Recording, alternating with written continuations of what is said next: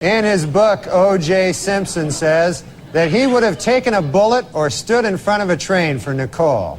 Man, I'm going to tell you, that is some bad luck when the one guy who would have died for you kills you. A pure comedian. Someone who has incredible delivery and isn't afraid of the chaos they might cause with their jokes, because at the end of the day, people need to remember that it's just that. Jokes.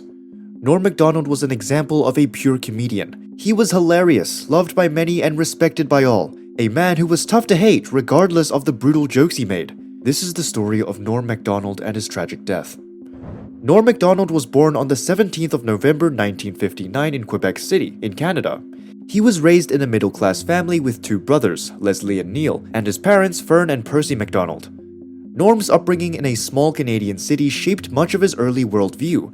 Maybe that's where he passively created his cool, calm and collected comedy delivery style. He attended Quebec High School and later Gloucester High School in Ottawa. It was here, during his high school years, that Norm's comedic talent started to emerge. From early on, he started gaining attention and making people laugh with his quick wit and humor.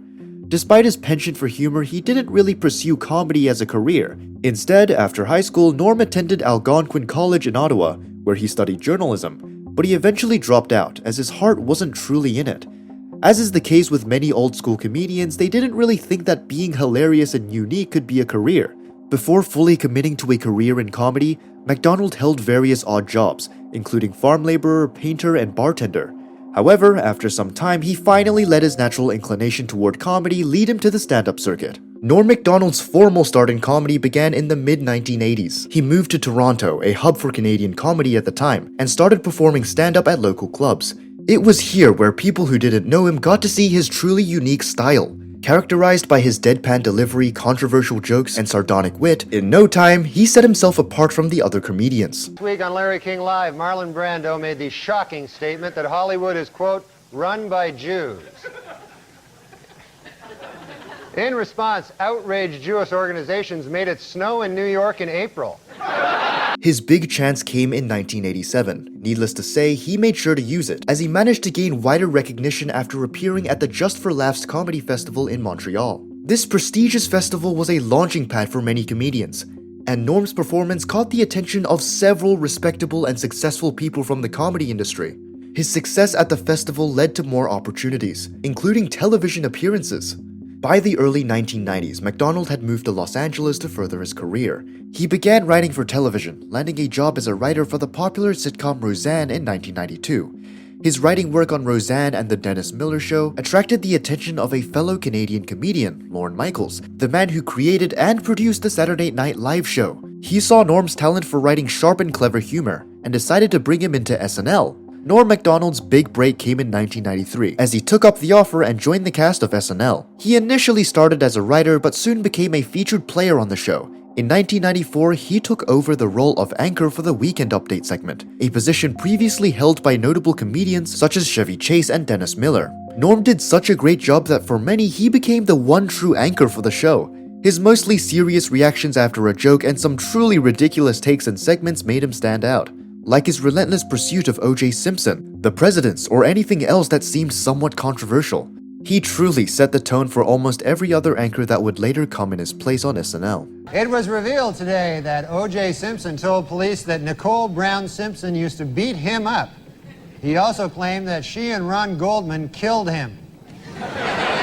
As we saw, Macdonald's tenure on Weekend Update was marked by his edgy humor and the mentioned willingness to tackle controversial topics. His satire and what happens approach to comedy earned him a loyal following, but unsurprisingly, it also made him a somewhat polarizing figure.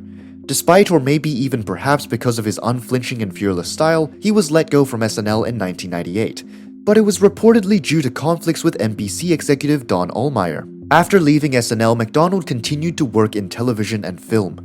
He created and starred in The Norm Show, later renamed to Norm, which ran from 1999 to 2001. He also appeared in various movies, including Dirty Work in 1998, which he co-wrote, and Billy Madison in 1995, where he had a memorable supporting role of Frank, who was one of Billy's deadbeat friends. What's today? October? To not be like Frank here, make sure to subscribe to our channel so you are up to date with all of our content. Also, make sure to like this video to show your support. Now, where were we? Yes. Macdonald's career spanned stand-up comedy, television, film, and even podcasting. His later years saw him continue to perform stand-up and appear on various talk shows. He became the guy to interview, as he was always effortlessly hilarious and always controversial, having a lot of moments like this one. Yeah, no, I'm from the frozen north. Yeah. Yeah, it gets colder than a... It gets colder than a... Here it comes. Get your finger on the panic button. No, I do. His unique comedic voice and humor were always going strong as ever, but behind the scenes, Norm was struggling to keep it that way, as he was diagnosed with a disease that does the opposite to you. In 2013, Macdonald was diagnosed with multiple myeloma, which developed into acute leukemia. He disclosed this diagnosis only to his family, agent, and producing partner. He continued to perform and appear on TV shows. He didn't want to give up, so he continued to battle the disease for 9 years. This was a tough battle, as acute lymphocytic leukemia is a cancer of the blood and bone marrow, the spongy tissue inside the bones where blood cells are made. It's one of the most dangerous forms of cancer. A person's health is a private matter, and a cancer battle is arguably even more private, which is also one of the reasons why Norm chose to keep his health struggles out of the spotlight. But Norm did drop some hints, speaking about cancer publicly on only 2 occasions. Once in his special Me Doing Stand-Up, he delivered a joke about an uncle who had been diagnosed with bowel cancer, saying, "I'm not a doctor, but I'm pretty sure that if you die, then the cancer also dies at the same time. That, to me, is not a loss. That's a draw." Seeing how he was having the same battle makes this joke wholesome and sad. But Norm didn't want to be sad, or make his fans sad. He wanted to continue making people laugh for as long as he could, as he knew deep down that his days were numbered. The other time he spoke about the disease was in a 2018 interview with Vulture. He yet again didn't reveal that he was the one battling with it.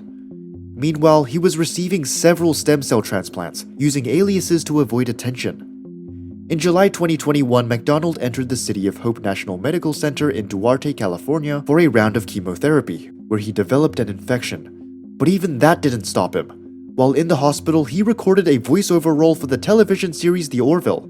He remained hospitalized at the City of Hope until his death from complications from acute leukemia on September 14, 2021. As he said during the Vulture interview in 2018, "I guess there came a time, and I missed it when revealing everything started to be considered art. I'd always learned that concealing everything was art, and I still believe that." Norm Macdonald was a true artist, in every other way as well. He didn't let the critics stop him. He continued with his comedy without ever relenting or conforming to social norms and restrictions that were slowly starting to creep into stand-up. After his tragic death, he was cremated, leaving his remains to his single child, whose identity remained hidden, showing us again that he was the master of concealment. This was mirrored in his stand-up as well, as he always had the opinion that jokes should come as a surprise and that writing comedy shouldn't be something where you can predict the punchline. Even after his death, he made headlines. Following O.J. Simpson's death on April 10, 2024, his regular Saturday Night Live jokes about Simpson's trial were shared across the internet. Conan O'Brien remembered the late comic as giving the most notable commentary on the trial, stating that it was some of the most brilliant comedy of anybody about the incident. Norm was special. Everything about him was different. You can't truly pinpoint someone else and say that they have a style similar to Norm Macdonald. A true tragedy to lose him, and he died being 61 years old. We will always remember him fondly. What's your favorite moment of his? Let us know in the comments below.